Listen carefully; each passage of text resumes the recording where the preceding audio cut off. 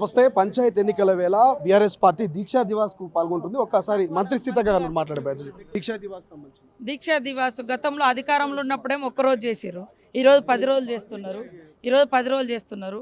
చెప్పుకోవడానికి ఏముందని అంటే విమర్శలు చేయడానికి, అప్పుడేమో చెప్పుకోవడానికి ఏం లేదు, ఇప్పుడు తిట్టడానికి, ఇప్పుడు కాంగ్రెస్ని తిట్టడానికి 10 రోజులు పెట్టుకుంటారు. నువ్వు అధికారంలో ఉన్నప్పుడు ఒక్కరోజు చేసుకున్నావు, మరి ఈరోజు ప్రతిపక్షంలో వచ్చినాక 10 రోజులు ఎట్లా వచ్చింది?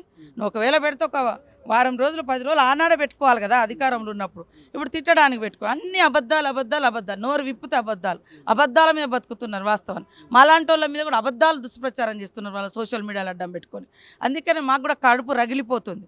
ఈ అబద్ధాల పునాదుల మీద పార్టీని బలోపేతం చేసుకోవడం అనేది అసాధ్యం. నిజాల మీద నిలబడండి, నిజాలు మాట్లాడండి, నిజాలు చెప్పుకోండి అని ఈ సందర్భంగా బీఆర్ఎస్ నాయకులు. ముఖ్యమంత్రి గారు ప్రజాపాలన దినోత్సవం సందర్భంగా జిల్లాలలో ప్రచారానికి పోతా ఉన్నారు. మక్తల్ నుంచి మొదలు పెట్టబోతున్నారు, సొంత జిల్లాల నుంచి.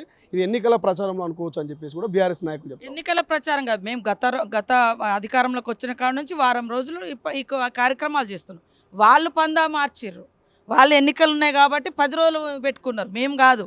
అధికారంలో ఉన్నప్పుడేమో ఒక్కరోజు పెట్టుకున్నావు దీక్షా దివాసు, ఈరోజు ఎన్నికలు ఉన్నాయి కాబట్టి ప్రతిపక్షంలో ఉన్నావు కాబట్టి పబ్లిక్లోకి ఏదో నెగిటివ్ నెరేటివ్ తీసుకురావాలని కుట్ర చేస్తున్నాం.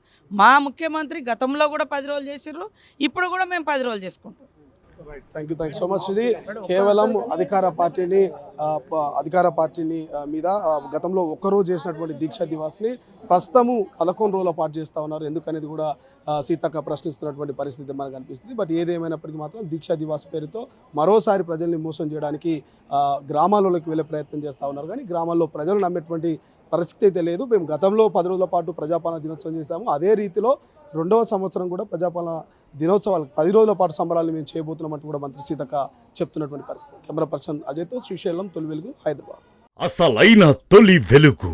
ఫాలో వాట్సాప్ @తొలి వెలుగు అఫీషియల్.